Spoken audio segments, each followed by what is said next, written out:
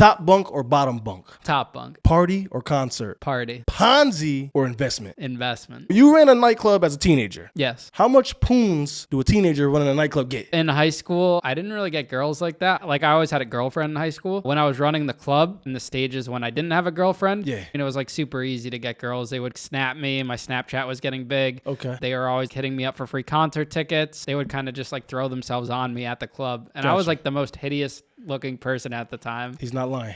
That's how much poons. Poons means action, sir. I don't know what the youngsters are calling it nowadays. Got you. Touching no poons. Zero. Wow. Okay.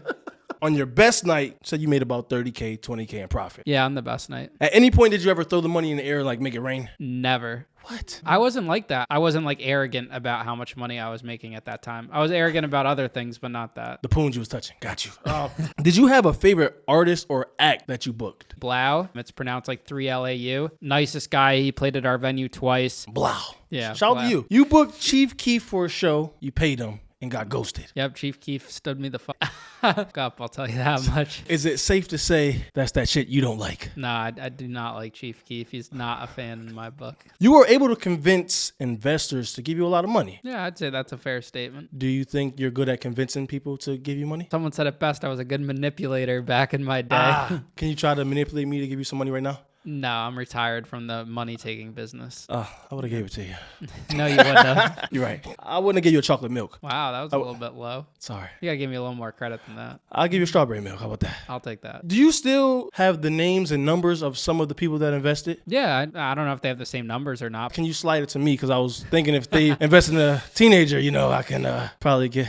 No, all right. You were charged with fraud. Yes. Are you a fraud? I would say not. At a very young age, I got a lot of money and had no guidance. Ian is not a fraud. And he's not a snitch. No snitching. But if you take my money, I'm snitching.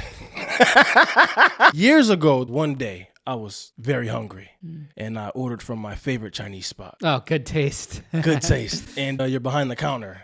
That fat large sitting there, right? Me. I was pretty chunky. What? I said I was chunky. A man describing himself as chunky is a no-go. I mean, it's You was fat, sir. Just say fat. Did you learn any Chinese? Never learned Chinese. They wanted me there because I spoke English. Was that the only job you could get at that specific time? That was the only job I wanted because it was right next to the door of the club and my license was suspended and I had no car. So I could walk there, do my shift, and then walk back to the club. 3 years. 3 years is what you were sentenced. Yes. Did you cry? No, I never cried. Not at sentencing. I kind of took it like a man, You took it I was like shocked. a man. No, I didn't literally take it like a man. But You paid for protection. oh, I think that's a stretch. And it was a mutually beneficial business arrangement. You paid people to make sure things did not happen to you. Yeah, I mean, I looked out for them and they looked out for me. It was How much did that mutual beneficial relationship cost you? $50, $100 a week at the most. For real? I mean, it was giving them commissary. I'm interested to know, how did you pick them out? I was just friendly with everyone. Like, I befriended and you look for the biggest guy in the room and you just associate yourself with those people. The guys that aren't getting fucked with, those are the guys I would hang out with. And then I said, hey, what do you need this week? There was never no point in time where one of the guys was like, listen, Ian,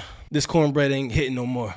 I'm upping the price, sir. No one upped the price because they like my personality. It was just fun. Like to have a white kid riding with them that wasn't a sex offender. That was fun to them. Did you have a favorite meal in prison? Probably the stuff that other inmates cook. I had a bunkmate that made like a really good BLT pizza. What did you do to get a piece of that BLT? Bought commissary and gave it to my bunkmate. Are you fucking kidding me? Do you miss anything about prison? I think I'd miss the people, but I don't miss like the environment. You don't know what's going to happen. Anything can go wrong. So many guys I met were going into prison for like the weed. I was around the era like when Obama was pardoning everyone. Yeah. So that was like really cool. One of my roommates got commuted. You said you miss the people. You writing anybody? I talked to everyone that I was close with. 90% of the guys I was in with are out. I went to Chicago to visit one of them back in September. I know there has to be a lot of people who say things. Does anything get to you today? Not anymore. My friends from high school that were doing all the hating. People that I used to be close friends with who totally flipped the script and they're like, oh, this dude's a scumbag, this and that. I can't believe it. And it's like, dude, we were literally friends. That used to bother me. But then like the HBO Max documentary came out. Everyone's like writing, well, that really changed my opinion because they finally got the full story. And now like, honestly, haters are a big part of like success. You need them to fuel the engagement. Some of your friends, they flip the script. Yeah, like 90% of Denver high school. Be your own hitters, man. Golly. A bunch of fake people, I'll tell you that much. You want to name somebody? I'm not naming names. They know who they are. All right, Jeremy. There was no Jeremy. No. There was a couple Matts, though. Next time I see a Matt, I'm going to slap the shit out of him. Big snitches. I did come across someone, I actually commented on your Facebook before. Oh, that was a heated debate recently. I couldn't fathom. It's like they doesn't want you to do better with your situation. They want you to be stuck. I get their perspective. There's a couple things at play here. One, Danbury's a small town, and I don't think they've ever been put in a situation where someone from their hometown is getting out there on a national level. The second part is they don't fully understand what happened. Yeah, maybe they have a friend that invested. This story is like so intricate that one person was just like a small piece to like this very large puzzle. Right. Them themselves might not fully understand it. I mean, people make bad investments every day. Yeah. Especially investing in a teenager.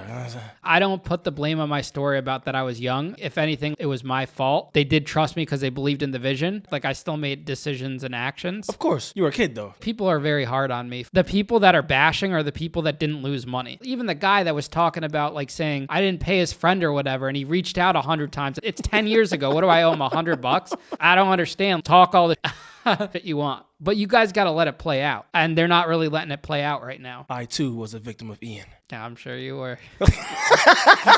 Where can people find you on the social medias?